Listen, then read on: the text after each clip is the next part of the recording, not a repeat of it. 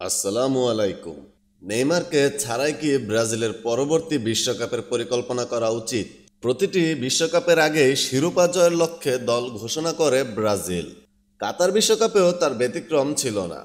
কিন্তু কোয়ার্টার ফাইনালে ক্রোয়েশিয়ার কাছে হেরে বিদায় নিতে হয়েছে 5বারের চ্যাম্পিয়ন দলটিকে। কাতারে কোচ তিতের দলের মূল তারকা ছিল নেইমার জুনিয়র, কিন্তু তিনি ছিলেন অনেকটা ব্যর্থ। যদিও ইনজুরির কারণে গ্রুপ পর্বের ম্যাচটি তিনি মিস করেন। কাতার বিশ্বকাপ শেষে আন্তর্জাতিক ফুটবলে মাঠে নামতে যাচ্ছে সেলেসাওরা।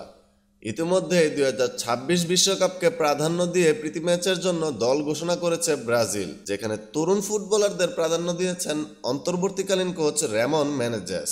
সেই দলে ইনজুরির কারণে জায়গা হয়নি ব্রাজিলিয়ান তারকা নেইমারের।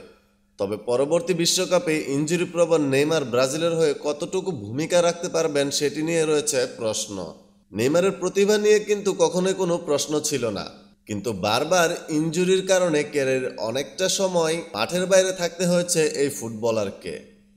চোটের কারণে চলতি মৌসুমে আর মাঠে নামতে পারবেন না তিনি। প্রতিভাবান এই ফুটবলার এত বেশি ইনজুরি পড়েন যে তাকে সবসময় ফিট পাওয়াটাই দুষ্কর হয়ে দাঁড়িয়েছে।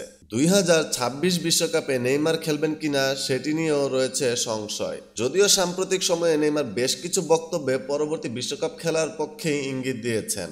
তবে নেইমারকে কেন্দ্র করে ব্রাজিল পরবর্তী বিশ্বকাপের পরিকল্পনা করলে বড় বাধা হয়ে দাঁড়াতে পারে ইনজুরি, যেমনটা হয়েছিল কাতার বিশ্বকাপে। কাতার বিশ্বকাপেও নেইমারকে পুরোপুরিভাবে পায়নি ব্রাজিল। ইনজুরির কারণে একাধিক ম্যাচে মাঠেই নামতে পারেননি তিনি, যা দলের পারফরম্যান্সে প্রভাব ফেলেছে ব্যাপকভাবে। যেখানে পরবর্তী বিশ্বকাপে নেইমারের বয়স হবে 35। এত ইনজুরি নিয়ে 35 বছর বয়সে নেইমার দলকে কতটুকু সেবা দিতে পারবেন সেই প্রশ্নও আসলে থেকে যায়।